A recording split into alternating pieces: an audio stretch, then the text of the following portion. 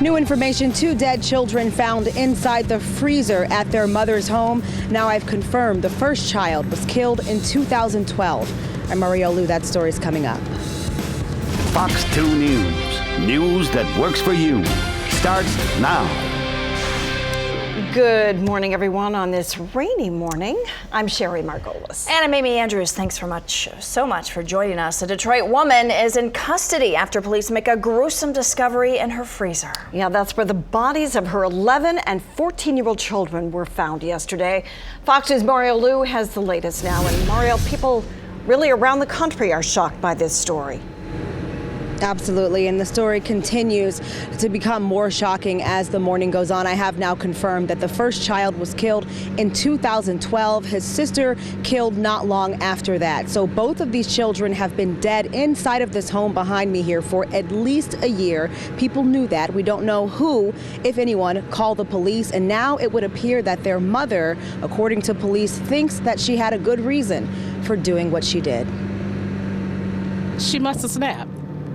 She must have snapped because the person that I know was not like that. Something must have happened and she must have snapped. Detroit police sources confirm Mitchelle Blair confessed to killing her own kids. The 35-year-old mother of 4, claiming to be loyal to her babies on Facebook, posted just 2 months ago that there's no greater blessing than being called a mom. But now police believe Blair killed her 11-year-old son back in 2012 and her 14-year-old daughter just 9 months after that, wrapping their bodies in blankets and keeping them in a standalone freezer. Their bodies discovered Tuesday afternoon by a local sheriff affecting an eviction. One of the community members here in the Martin Luther King homes approached our officers and advised that they knew where the parent was located because during the eviction, the parent was not around.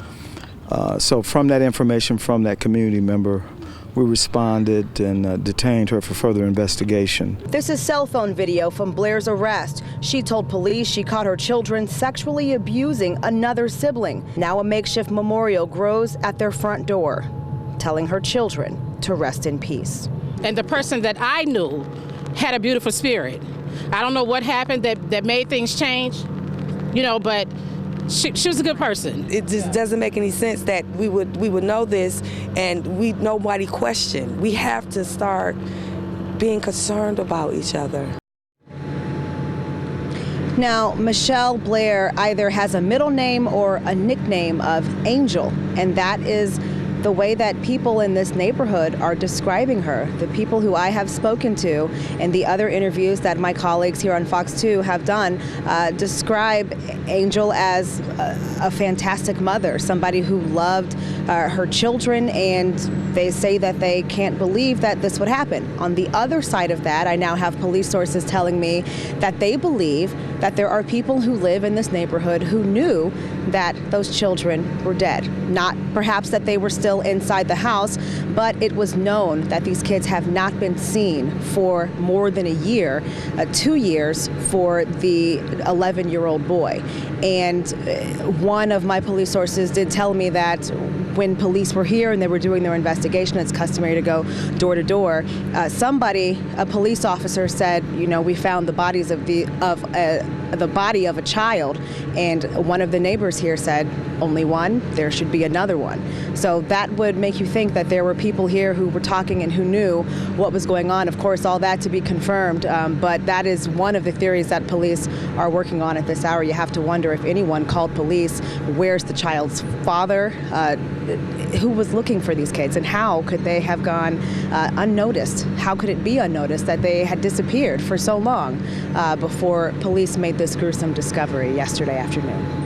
I'm Maurielle Lue, Fox 2 News. Maurielle, that is really the underlying question of this whole tragedy is how could 2 children disappear without teachers, without neighbors, without relatives bringing this to authorities' attention and finding out where these children are? Teachers, the school system. So many people failed these children. Yeah, Sherry, and it's possible that these kids were homeschooled. Still, you would think somebody would pick up on something. There are 2 other children who live at this house, and from what I'm learning, they are not necessarily cooperating with police. And you know the cycle of abuse. We've been told by neighbors, one neighbor who appears to be a very, very close friend of Mitchelle, that Mitchelle was also abused in her past. Obviously, we have not been able to speak with her to confirm that, but this is someone who did seem to be a very, very close friend and to know a lot about what was happening inside that home. So you do have the vicious cycle of abuse on one end, but on the other end, you have to say who else was looking out for these kids and why didn't anyone notice after so much time? Terrible, terrible tragedy. Maurielle Lue reporting live. Thank you, Maurielle.